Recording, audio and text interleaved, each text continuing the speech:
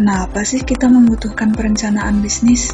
Yang pertama, perencanaan merupakan fondasi dari suatu usaha. Yang kedua, dengan perencanaan kita dapat mengetahui komponen yang diperlukan untuk mendirikan suatu usaha. Kemudian yang terakhir, perencanaan membantu usaha untuk berjalan dan berkembang mencapai tujuan yang jelas. Nah, salah satu bentuk perencanaan paling sederhana adalah perencanaan model kanvas. Dalam model ini ada 9 elemen penting, yaitu yang pertama yaitu pelanggan atau customer segment, kemudian yang kedua ada nilai yang ditawarkan atau value proposition, kemudian yang ketiga ada hubungan dengan pelanggan atau customer relationship, dan yang keempat ada distribusi atau channel, yang kelima yaitu aliran pendapatan atau revenue stream, kemudian yang keenam ada hal yang dibutuhkan atau key resources, yang ketujuh yaitu kegiatan yang dilakukan atau key activities, yang ke-8 pihak kerjasama atau key partnership, dan yang terakhir yaitu biaya yang dibutuhkan atau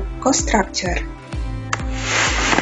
Elemen pertama yaitu pelanggan atau customer segment. Pada elemen ini kita akan menentukan kira-kira siapa konsumen yang cocok untuk produk atau layanan kita. Nah, pertama buat pengelompokan secara sederhana berdasarkan kriteria-kriteria tertentu, seperti usia, tempat tinggal, pria atau wanita, seseorang dengan kondisi keuangan yang sangat baik, atau seseorang yang sederhana. Setelah itu, kita bisa memilih salah satu kelompok tertentu dengan kriteria-kriteria yang sesuai. Elemen yang kedua yaitu nilai yang ditawarkan atau value proposition. Nah, di sini kita harus memastikan produk atau layanan yang kita tawarkan nanti memiliki sebuah nilai. Ada 7 hal yang dapat membuat suatu produk memiliki sebuah nilai, yaitu yang pertama kebaruan, yang kedua peningkatan performa, yang ketiga yaitu modifikasi, yang keempat menyelesaikan sebuah permasalahan, kemudian yang kelima yaitu keindahan, yang keenam nama merek, dan yang ketujuh adalah harga. Nah, setelah mengetahui 7 hal tersebut, kita harus memastikan setidaknya produk kita memiliki satu kriteria dari 7 hal tadi. Adanya kriteria ini membantu produk kita semakin menarik di mata konsumen. Yang ketiga yaitu hubungan dengan pelanggan atau customer relationship. Nah, mengapa kita harus memperhatikan hubungan dengan pelanggan? Yang pertama yaitu untuk memperoleh pelanggan. Tawarkan produk dengan baik kepada para pelanggan, sampaikan dengan sederhana dan berikan informasi tentang produk yang ada secara jelas. Yang kedua yaitu mempertahankan pelanggan. Saat telah memperoleh pelanggan, pastikan pelanggan tidak beralih kepada penyedia produk serupa. Hal ini dapat dilakukan dengan layanan setelah penjualan seperti bercakap-cakap. Bagaimana pemakaian produk, apakah ada hal lain yang bisa dibantu, dan tentunya ucapkan terima kasih setelah pembelian. Yang ketiga yaitu menambah penjualan. Dengan menjaga hubungan yang baik dengan pelanggan, diharapkan pelanggan dapat memberikan promosi gratis kepada orang-orang di sekitarnya, sehingga semakin banyak orang yang tertarik kepada produk kita. Yang keempat yaitu distribusi atau channel. Nah, di sini kita menentukan bagaimana produk atau layanan sampai ke tangan konsumen.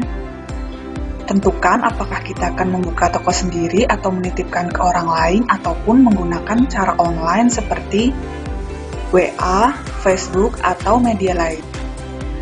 Yang kelima yaitu aliran pendapatan atau revenue stream. Di sini kita akan memikirkan dari mana saja sih kita akan mendapatkan pendapatan atau uang.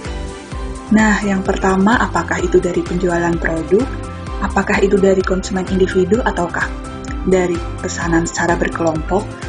Yang kedua, apabila kita memiliki alat, apakah alat tersebut dapat kita sewakan dan menjadi sumber pendapatan. Nah, intinya di sini kita memikirkan kira-kira dari mana saja sih kita bisa mendapatkan uang. Yang keenam yaitu hal yang dibutuhkan atau key resources. Ada 4 hal utama yang dibutuhkan untuk mendirikan suatu usaha atau bisnis. Yang pertama yaitu sumber daya manusia, yang kedua yaitu pendanaan atau uang, yang ketiga yaitu peralatan, dan yang terakhir adalah aset tak berwujud, seperti resep makanan, nama toko, nama produk, hak cipta, maupun aset tak berwujud lainnya. Yang ketujuh yaitu kegiatan yang dilakukan atau key activities. Catat semua kegiatan yang kira-kira akan dilakukan saat usaha berjalan. Nah, secara umum kegiatan ini dikelompokkan menjadi 3 kategori. Yang pertama yaitu produksi, yang kedua yaitu pemasaran, dan yang terakhir manajemen keuangan. Yang kedelapan yaitu pihak kerjasama atau key partnership. Di sini catat siapa saja pihak luar yang dibutuhkan untuk membantu usaha Anda. Nah, misalkan saja usaha yang kalian miliki adalah usaha online. Maka kalian membutuhkan kerjasama dengan pihak ekspedisi seperti JNE, Tiki, Si Cepat, maupun jasa ekspedisi lainnya. Yang terakhir yaitu biaya yang dibutuhkan atau cost structure. Nah, di sini komponen apa saja yang membutuhkan biaya? Catat semua komponen yang kira-kira membutuhkan pembiayaan seperti bahan baku produk, sewa tempat, sewa ruko, pembayaran iklan, pembayaran internet, dan lain sebagainya. Mengapa sih kita harus membuat perencanaan menggunakan model kanvas ini? Nah, yang pertama, perencanaan model usaha yang sederhana. Yang kedua, membutuhkan waktu yang singkat dan memudahkan proses realisasi usaha. Kemudian, perencanaan ini memperkuat fondasi usaha yang akan dijalankan. Dan yang terakhir, memudahkan komunikasi dalam pencarian modal. Selanjutnya, apa saja sih potensi bisnis hasil pertanian di pelosok Kerep?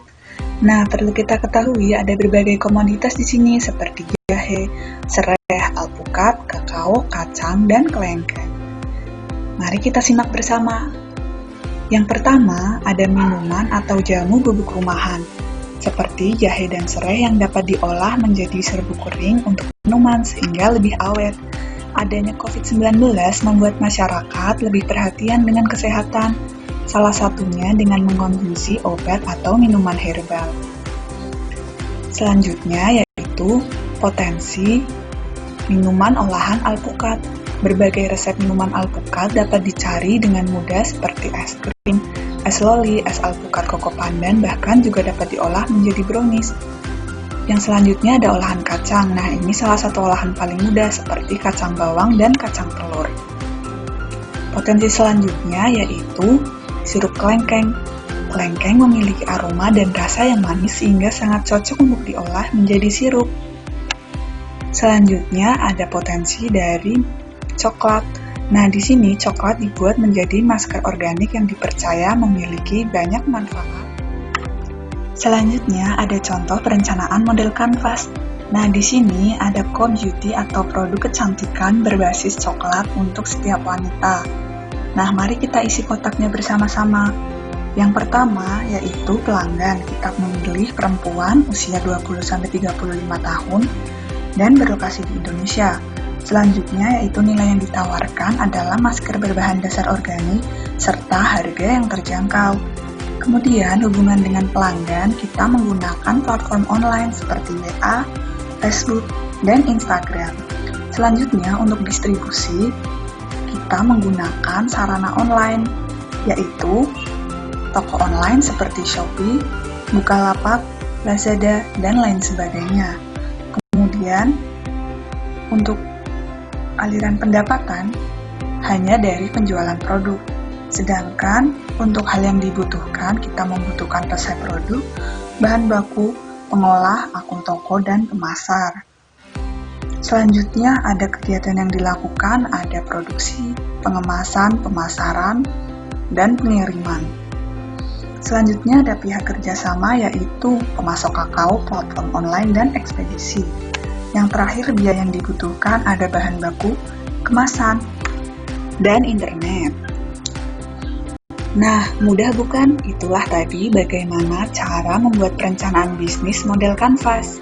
Sekian dan terima kasih.